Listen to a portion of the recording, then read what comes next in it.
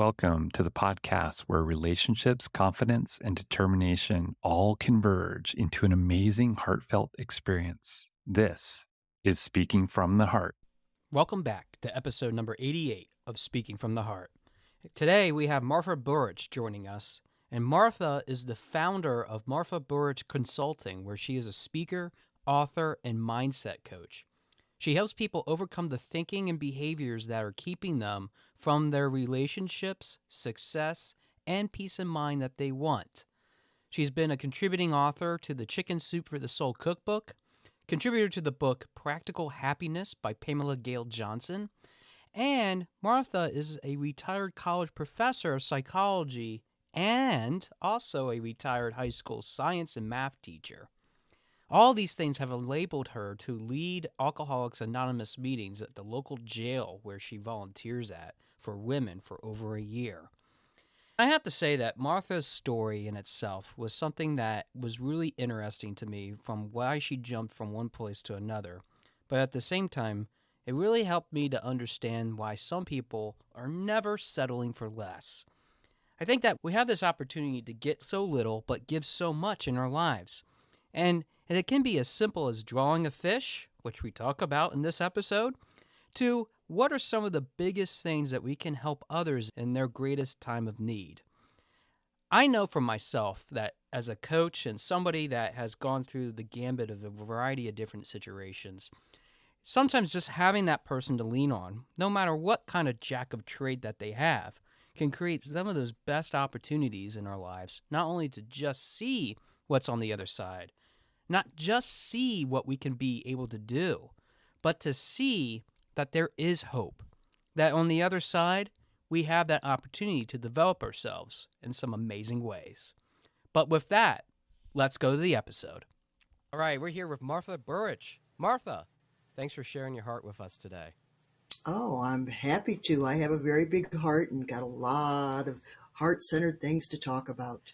I am so excited about that because I have enjoyed with the numerous guests I've had on the show so far just talking about what is on people's hearts. That's really what this is all about. So thank you so much for being part of this. I really want to just start out with a simple question because, Martha, I already let the audience know your background, a little bit about what you do. I'm just curious, what got you into doing a coaching business? Well, that's a good question. I taught psychology for 10 years. And I taught high school for a long time. And then I retired. And when I retired, I kind of fell down. I got bored and I didn't feel useful. So I had to go through a lot of stuff and got a mentor and changed my life. And then I thought, you know what? I think maybe I have got a lot to share with people and to be able to help them the way that I was helped I think I became depressed. I became like hopeless, I'm 69 years old and I love getting up every day. I love every day, but there was a period of time there after I retired where I was like, well, what am I doing? So I lost my way. I love the fact, though, that you kind of found something that doesn't make you feel depressed. It doesn't make you feel that way because I feel that, and it's funny because my mom, she just turned 70 the last few months. And I know that for her and my dynamic with her, like, she kind of says the same things like, oh, I don't know what to do. And I'm like, well, there's things you can do. There's so many opportunities. And you have so many different skills that you've learned. And I'm like, at 36, I'm still thinking about all those things that I'm doing to kind of make that inspiration happen in other people's lives. So I like that. Well, here, I'll lead it into this question that I have for you. So I noticed that before you went into coaching, and even before you were a college professor, I'm assuming you were also a science and math teacher. What inspired you to be in science and math to be able to teach other kids? Oh, you got to hear this story. Okay. So I had a degree and I was a college professor first for 10 years. Oh, and okay. then I became a science and math teacher. Well, anyway, so I answered an ad to be a teacher. And it said if you already have a degree, they were in distressed areas where they couldn't get teachers. They said, if you already have a degree of some kind, then you can teach for 5 years while you get your teaching degree. But you have to get your teaching degree in that time.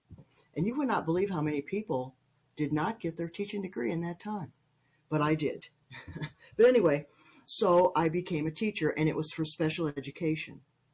My first day at school, now I don't know if this happens anymore, but for special education, it was a little bit laxer than others. And since we didn't have teaching degrees anyway, so at my first teachers meeting, and they said, okay, who wants what subject? And I said, well, I like science. They said, okay, Burich, you're the science teacher. Now, I did go and get my degree in biology, so I'm legitimate. I became a legitimate science teacher. Did you enjoy going through biology even though you volunteered to be a science teacher? Oh, Yeah. that's the thing. When I was in college, oh my goodness, Josh, I think it was my second semester, we had to find the amoeba in this, I don't know, glass of water or something, okay? And we had to find this amoeba in lab. I couldn't find the amoeba. I was crying my eyes out. I was like 19. I was crying. I'm stupid. I can't.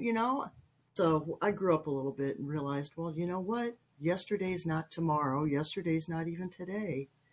I like science. I'm good at science. The same thing with math. I didn't think I was good with math. I'm really good with math. I like math. You don't So, yeah. hear that nowadays anymore because I feel that people tend to go into some sort of the liberal arts curriculum, which I did. I went to school, got my political science, communications degree, went on That's to get good. business administration, which does work with a little bit of math, obviously, did a little bit of accounting. But even then, I feel that it's really important to have that well-roundedness, especially with having some of the home ec skills, like being able to balance a checkbook, be able to manage your finances, be able to invest. Like those are Right. skills that I feel that we need to continuously do. And I think we definitely need more teachers, especially like you, that are providing that. So I love that you did for that long period of time. So Yeah. since you were doing college professorship first, where did you teach at, and what was that experience like to teach with college students? Well, once you had a master's degree, you could be an adjunct college professor. So they wouldn't hire you to be the PhD person full time, but they needed part time teachers. So I had a master's degree. And what they would do at the time was, because it was cost effective, they would hire somebody, a part timer, to work full time, but they'd get part time pay. So anyway, this was at St. Louis Community College in St. Louis, Missouri. I also taught, I think I taught a class at University of Missouri, St. Louis. I taught a class at Maryville University, a couple of classes at Maryville University. That place was great. I had the greatest students. I taught a few classes there. But anyway, all my classes were so much fun. And they had me teaching child psychology and sociology. Oh my goodness, I just had such a good time. I had police officers in my classes because I taught most of my classes at night. And most of my students were older, and I was older at the time. And it was just, I shouldn't say older, I was in my 40s. Is that older? Please. Well, I'm Now almost 40, so I guess yeah, that we're going to say that's younger. yeah, don't give me that stuff, young man. You understand? Yes, ma'am. I don't want to hear that old stuff because you know what? I'm 69 and I'm young. I feel great. And I see people, I see these videos. There's a woman who does gymnastics in her 90s. There's men on an island somewhere in their 80s shimmying up the coconut tree, getting the coconuts. It is not our destiny, walker, wheelchair, nursing home. That is not our destiny. Our destiny is perfect health until we die. I like that philosophy because even my mom's like, you're never going to put me in a home. I don't want to go in a home. And I'm Exactly. like, okay, okay. We want you to live a Exactly. full life. Exactly. And you know, they say if you hit 50 with no heart problems, no heart disease, you can expect to live, a woman at least, to live to at least 92. Wow. I don't think Yeah. I even knew that. Yeah. We've got a lot of life left in us. So to retire and decide that, okay, I think I'll watch TV now. No. I took piano lessons at 62. I started singing, and that's another story too. All right, I'm going to tell you my piano story, then I'll tell you my singing story. Okay. All right, piano. This is before I retired. I drive by the music store in the town where I lived, and I'm like, you know what? I want to take piano. So I go in, And the piano teacher is an elementary school music teacher. So every week I come and I practice my piano. Now, this was August. I started in August. Late November. Martha, I want you to play in the Christmas recital. Josh, that's for children. So I said, okay, why not? So the day of the recital comes, I play after the 5-year-old and before the 10-year-old. And the kid was homeschooled. He was a phenom. The kid was fabulous. Wrote his own music. He was something. Well, and I played From This Moment by Shania Twain. Oh, I was so proud of myself. I did it perfectly. Okay, so afterwards, now who's there? Parents and grandparents. Afterwards, all these parents and grandparents are coming up to me, especially the grandparents. Oh my goodness, you've inspired me. I thought I was too old to learn something new. I was going to take piano. I was going to take guitar. I was going to learn flower arranging. And I thought I was too old, but you've changed my mind. I'm going to do it now. I think that it's important to have people that, no matter what age, just to be able to stand side by side, be a mentor for them. And it doesn't necessarily mean having a direct relationship like you and I do with coaching. It doesn't mean working one-on-one with groups of people. Sometimes it means just being a positive influence for the larger community as a whole so that they feel inspired to do that. And I would not have the guts to learn singing because I'm a very low baritone voice and very deep. And that's just after the 5th grade. I was a nice little soprano when I turned into a very deep alto. But I totally hear what you're saying, though, because I think it's always good to learn a new skill. And it doesn't matter what age you're at. It's the whole process of enjoying life. What will help me to enjoy life? Well, learning piano would help me enjoy life and develop my self-confidence. Now, the singing thing, I always thought I had a lousy voice, but there was this restaurant, it was about 30 minutes from my home, and every Sunday night, a bunch of guys would get together and just jam, a bunch of old guys. And so I would go there and I said, hey, can I sing? Will you guys let me sing? And they said, yeah, what do you want to sing? So the next week I bring Loretta Lynn, You Ain't Woman Enough to Steal My Man. Just a fun song. So I would just sing and have fun. And then I even did Jolene. I mean, that's a hard song, Jolene, Dolly Parton. That is a very hard song to sing. But I would tell a story about Dolly Parton and how she got in a fight with Jolene, and Jolene pulled the wig off Dolly's head. And it was just a good time. So I did that for a few months just to make life more interesting, because you should always have something to look forward to. I think we all do need something to look forward to, even if it's just the small things, especially with the hobbies that we enjoy. I mean, I thought in the beginning when I started this podcast, man, I think it's just going to be a short-term thing, and I might only last 3 months. But it's turned into something much more than that. I actually enjoy doing it as a little bit of a hobby myself, although it is through my business. So I think that we find things that we kind of stumble into, and we actually really enjoy that. Speaking of things you enjoy, I want to talk about your business. Perfect segue. Your business is called Martha Burich Consulting and Coaching. So can you give us, in our audience, a wide view of some of the things that you offer to people through this business that you have? Well, my program's called Yes You Can, I Did, because I got kicked out of 2 colleges. But guess what? I came back, I got degrees, and I became a college professor. So failure is absolutely no big deal. And a lot of people seem to think if they're not perfect, they're not thin, they're not this, they're not that, they can't live a full, beautiful life. Well, that's really what my coaching is all about. Let's get you over the social anxiety. Let's get you over this you're not perfect so you can't have a great life. BS. It's all our thoughts. It's all thinking. It's all thinking. And is there something that you see common with clients that you work with that they struggle with in terms of that thought process? Because I've worked with even people since I've been open for over a year now where they kind of have that thought paralysis, where they're stuck in that one thought about themselves, but they're not willing to entertain other thoughts from the outside, changing that perspective.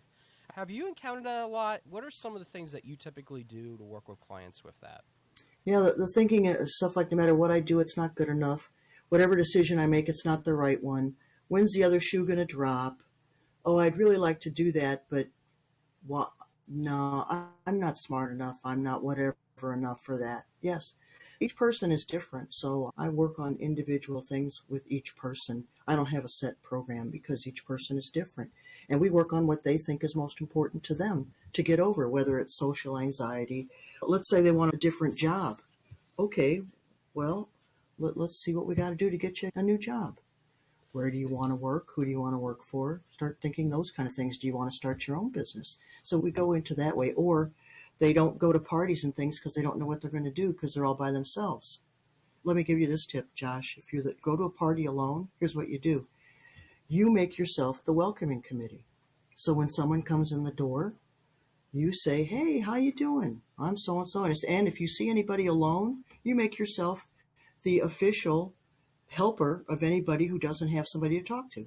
That's your job. You're going to scout. You're going to be the helper to make sure nobody feels alone.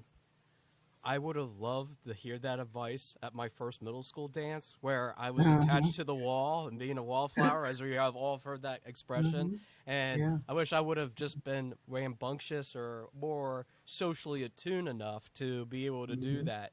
But my audience knows this. I didn't even share this with you, Martha, but being autistic that I have been finding out later in life, I realized I understand why I didn't do that. I wasn't the welcoming committee. But now I'm like, let's do it. I wanted to try this. So I actually literally wrote that down. Next time I'm at a networking event, I'm going to try it out. I'll report back to you, okay? Great. Oh, I'd love to hear it. And believe me, whenever you get out of yourself, things work out. As soon as you get out of yourself, it's just like speaking. When you're not thinking about how am I going to come across and you're thinking about what value can I give this audience? How can I help these people in this audience the most? Then stuff just comes out of your mouth, the right stuff.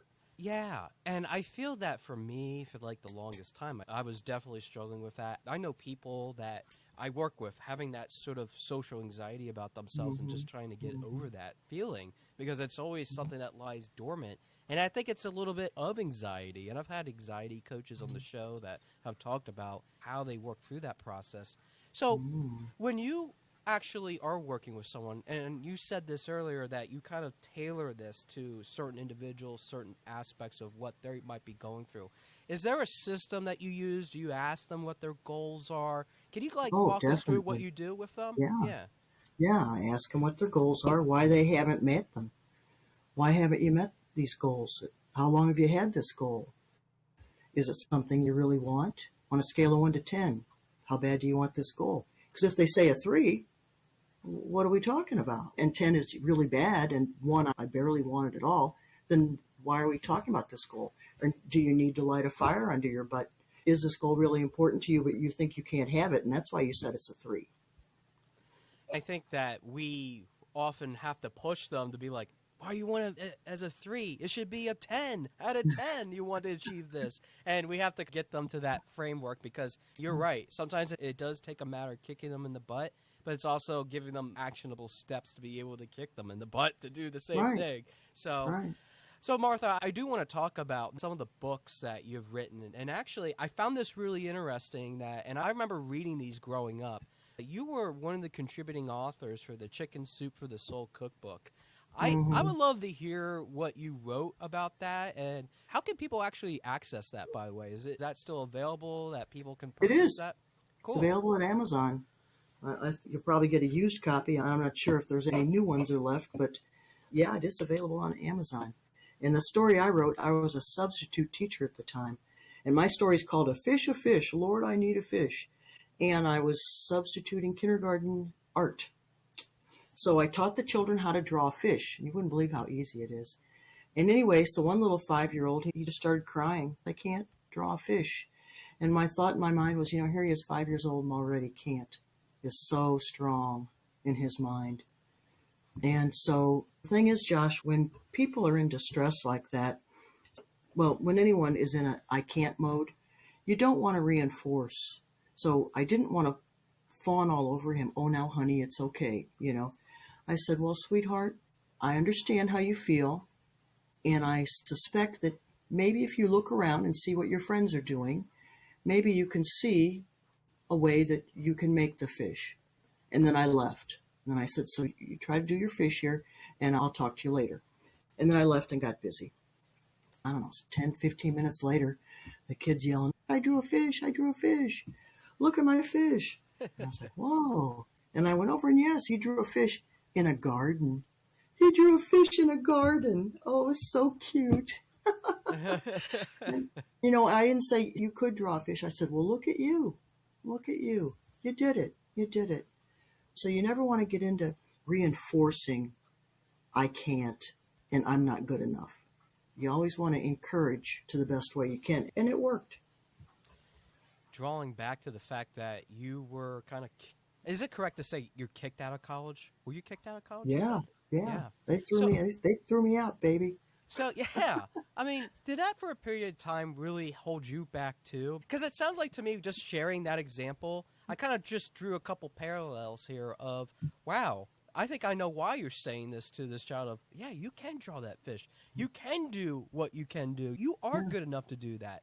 I mean, was there some of that self-talk happening when you were going through those experiences back then? Like, what kind of pushed you then to keep on moving forward? My whole thing, Josh, was social anxiety. I was so afraid of what other people thought of me, and I was never good enough. So, yes, and my mother was an indomitable figure. That means that she didn't quit. And she kind of taught me not to quit. So I was sitting around the house one day crying. I had a 1.0 GPA. That's a D. That's a D. Okay, and in high school, I had good grades in high school. And then I go to college, and I was totally out of my element. I didn't know what was going on. Everything was so hard. Well, anyway, so I had a 1.0 GPA, and I was crying to my mother, and my mother said, you go march right back to that college, and you ask them to let you back in. So I did. I drove right down to the college, and I said, let me back in. Talk to the dean. And he gave me a lot of BS and blah, blah, blah, blah, blah, and blah, blah, blah. Okay. He goes, we're going to put you on probation for the next semester. You got to get all C's and above. And if you don't, okay. Well, I had wised up and smartened up at that time, and I took like 3 classes, didn't overload myself, and made sure I made A's and B's. I was going to say that it is something that we sometimes think, man, I just don't know if I got it. I don't know if I can get another opportunity. But sometimes we don't even ask for the opportunity. So I like that you just went back in and said, look, give me the shot. I know what I did wrong. Give me the shot. Yeah. And I think we often, as a society, when we do something wrong, we already have that preconceived judgment of somebody saying we're never going to give them a shot. And I know, and I have been a personal victim of that. And for all my listeners out there that might be listening to this and saying, hey, you're not going to be good enough, Josh. You can't come back to this. I say to you, listen to what Martha just shared as an example and give me a chance. Give everybody a chance because they might have realized what they had going on in their life that they've changed. So I love that story. I love the fact that you did come back and you finished what you did because obviously, as we talked about, it's been a rewarding career for you. Thanks. I know a fellow who was in jail for 10 years unjustly. I never met him personally. Anyway, he got out of jail, became an electrician, got all the certifications and stuff. Now he has his own business as an electrician, and he's doing very well. And I go to the jail every Monday. I take an AA meeting into the jail. And I talk to those women there, and I say, when you get out of here, yes, it might be harder for you to get a job, but I'm going to tell you what you have to do. You look around for the job you really want. You take something you have to take in the meantime, but you look for the job you really want. And you write a letter to that manager or owner. And you say, I'll be the best employee you ever had. Give me a chance. And I say, you got nothing to lose and everything to gain. You have everything to gain. I think that we have all these things that we can do in our lives. And it's just a matter of being able to say, yes, you can. And I love that for people that are going through it and have already addressed what crimes they have done in the past. They are able to do a lot of good things. So that's right. I want to wrap up, Martha, with this book that has recently come out that you've written. It's called Good Parents Sense. And yes, that one's due to be published. It's in second edit, so it should be out in about a month or so. Yeah. It is a book I wrote when my son was about 10, and I had taken parenting lessons with him when he was 4 and 5, and I was very interested in that. And it also came out because I was teaching child psychology at the time, too, so I wrote the book. And yeah, it's a very short little book, about 60 pages, that you can look at. If you're at the grocery store and the kid misbehaves, what do you do? How do you get them to go to bed at night? Just little things to build their self-esteem, and things you can do to get them to behave properly without you tearing your hair out all the time. Yes. And I don't have any children, but I know many of my listeners have children, and they will certainly appreciate any sort of advice, any sort of tips whatsoever when it comes to that, for sure. So thanks for writing that, and I can't wait for it to be released for sure, for everybody to be able to have a copy of it for sure. Thanks. So one last question, Martha, before I give you an opportunity to just let everybody know how they can reach out to you. I've been reflecting on our conversation as we're going along here. You're 69 years old, and you have lived a very fulfilling life. And it isn't very often that I get to talk to guests that have had a rich life like yours, of being able to help all kinds of different age populations, be able to educate, and being able to help others in a variety of different ways. Out of all the things that you have done in your life, all the different things that you have experienced, and I know this is going to be a pretty tough question, but I think it's really rewarding for those that are kind of stuck in the mindset of, oh, I'm always stuck in what I have to do and what I was set out to be and destined to be. That's always what I'm going to be. And that isn't necessarily true. You've really shared with us today how you can pivot and be able to create those best versions of ourselves. What would you say was the most rewarding experience in your entire life so far? And why was that the most rewarding experience? Raising my son, being a parent, it was a lot of fun. He's 40. He's 40 now. It was a lot of fun. We could almost be like brothers. Yeah, exactly. So being a parent is a very, very important job, and family is very important. So if you're a parent, you're the backbone of civilization. There's no such thing as just a mother, just a father. You are the person that shows your children what is possible. So true, and we need those sort of role models in this Yeah. world. I've even listed with other episodes about the fatherless epidemic, having just a parent in general, having a role model when it counts the most. I think it's so important because we definitely need those spheres of influence for sure. Martha, thanks so much for this awesome conversation. I want to give you the last few minutes to just pitch yourself. Please tell us how people can reach out to you if they're interested in being coached. Maybe you want to reference even your books where they're available. I know you mentioned Amazon. Don't know if there were other places. But why don't you take the last few moments here and let our audience know how they can reach out to you.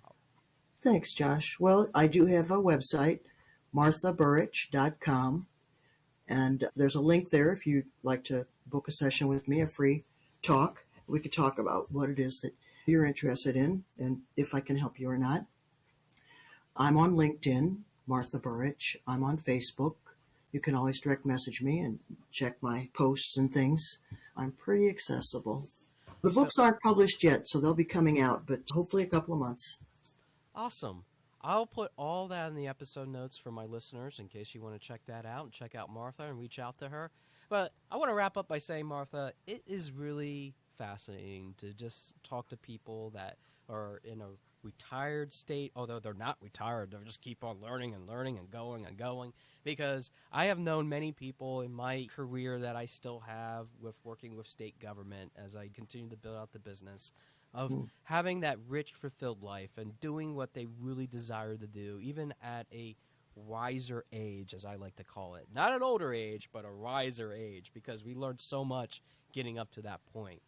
And I think that what you shared today is just a prime example of what we can all do and what we can all create and is value in our lives. So for all those reasons and for the reasons in which you have been part of this show and just sharing this awesome testament to why it's important to keep on going, Martha, thanks for being on Speaking from the Heart. It was really a privilege today to talk to you.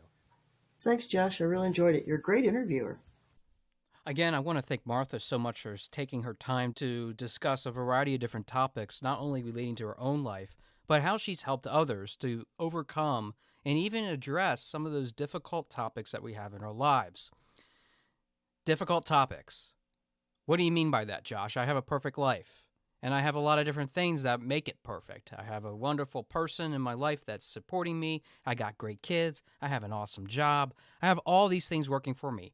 What do you mean that there is this big struggle in life of hopelessness, neglect, depression, and just learning and learning and learning? I don't have that problem. Well, you might not be like a normal, typical person then if you are saying all those things about yourself. But I think that's what makes this episode special in so many different ways. Martha shared with us today a variety of different skills that she had learned to adapt to, not only from the things that she has been exposed to in her life, but just because of some of the most common, interesting things that she wanted to appeal herself to. It allowed her to create not just those things that she wanted to do, not just those things that she could help society in doing, but she made herself her own welcoming committee, which I loved when we talked about that part of the interview, that we're not just necessarily talking about when you go to a networking event or you go into that social engagement in which you're talking to someone that you might not have talked to in a long time. We are literally talking about things that allow us to enjoy not only the things that we have in our lives, but the people that we get to enjoy on a day-to-day basis. You have to be able to help yourself enjoy life. So that really creates the question, what will you help yourself do in order to enjoy that best value life? There could be a lot of different things you can do. You could pick up a hobby. You could pick up a new skill. You could pick up a new subject. Martha did that so many different times that I lost count even during this episode. But I think that's what makes it beautiful in itself, is that we're able to have all these different kinds of paths to work through, and that we're able to create those opportunities no matter where they come from. But it's about feeling comfortable in doing that at the same time. Social anxiety is the number one thing that has paralyzed us. Glossophobia, which I've talked about in some of my public speaking episodes, can really hold us back from really portraying that thought, skill, or ability to eloquently speak about in front of an audience that allows us to develop who we are. But I think that is part of why we should continuously press the button in not only helping ourselves grow, not only helping ourselves become better, but allowing us to understand that we might have pitfalls that we have to navigate through. And even though those navigation errors do occur, we have to have good sense to not only help each other pick up those boots that might have fallen on the ground from our child that need to be put in the correct place, but we also need to be able to understand that when we learn to make mistakes, we can learn from those mistakes and get better, and we can grow from them. So it really also begs this second question. Do you help others in their biggest time of need? Do you have a good parent sense? And I'm not just talking about a good sense of the tips in which you can help yourselves to become a better parent, a better educator, a better role model for others. It doesn't mean just necessarily those things. It can just be the simple fact that you are intentionally trying, that you're intentionally creating those best opportunities for others that makes the biggest impact. And I always talk about in my episodes the concept of an opportunity when it presents itself. Opportunities don't necessarily always come to those that wait. You have to seek them out. And I know plenty of people that have redeveloped and retrained themselves into completely different new paths as a result of some setbacks and other things that might have happened in their life. It doesn't make anybody a failure. And that's the biggest thing that I have to stress coming out of this episode, is that no one is a failure. It's when you actually do fail, though, it's the opportunity that intersects of you not wanting to try and you also failing to realize that other people might want to help you in being a better person overall. So raising yourself to create those lessons for others, to help others see what their true worth is, means that you have to put a little bit of effort in yourself. And I think if anybody would have demonstrated that in any of my episodes, it's Martha. That's why, Martha, when you're listening to this, I want you to know something. You have definitely changed my perspective on the fact that sometimes we don't want to ever retire. We don't ever want to give up because that means that we're throwing in the towel of all the other possibilities that exist in life. I want to be more like Martha, and I think all of you should be a little bit more like Martha with the things that she has able to become and the things that she will continue to become even after she listens to this episode and you listen to this episode as well. Because we can learn to make new skills out of anything. I think that we can even help others that are going through those same patterns. And I had Cheryl Baker on the show not all that long ago that talked about that concept when she's helping new music teachers learn how to sing. Singing. Something that Martha was also trying too. So I think that really helps us to understand this bigger question that we have to answer. What will you do to help yourself enjoy life? What will you do to help others in their biggest time of need? Are you going to work with them? Or are you going to keep on walking by, pretending that they don't even exist?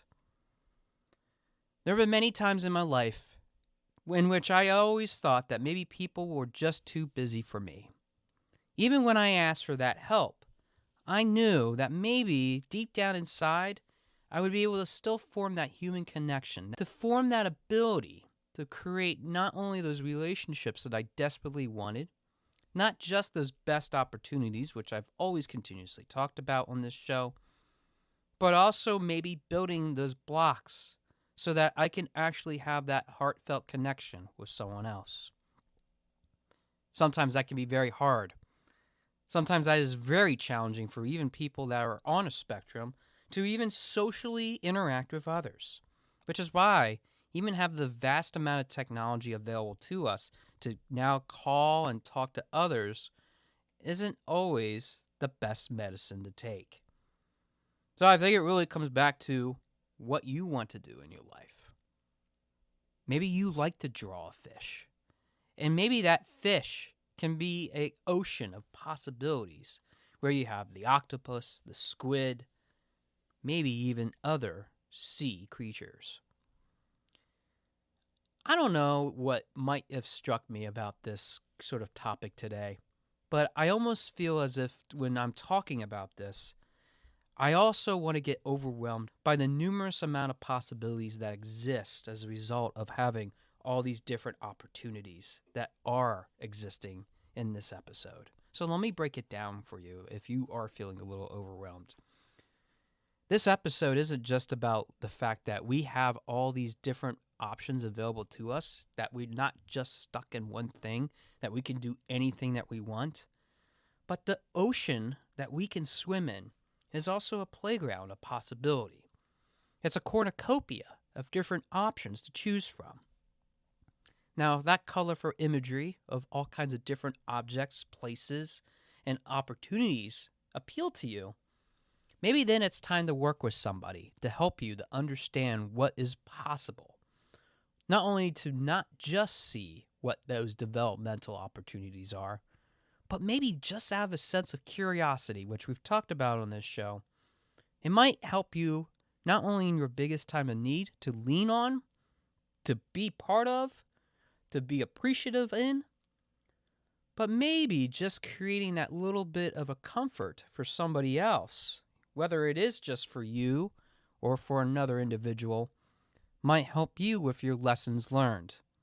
Because we all have something that we can learn in this world, no matter how young or how old you are, no matter how wise or how unwise you are, and no matter how much you might struggle to get to that other side, you are always learning. And that is what is so important, to keep that perspective, to keep that momentum going.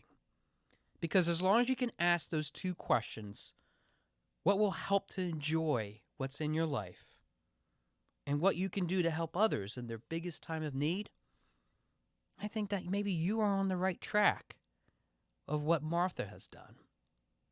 And I think that maybe you can help others see what their true worth is. Because in this wild world of relationships, confidence, and determination, when they all converge, I think that it might turn into something either completely messy or something completely magical.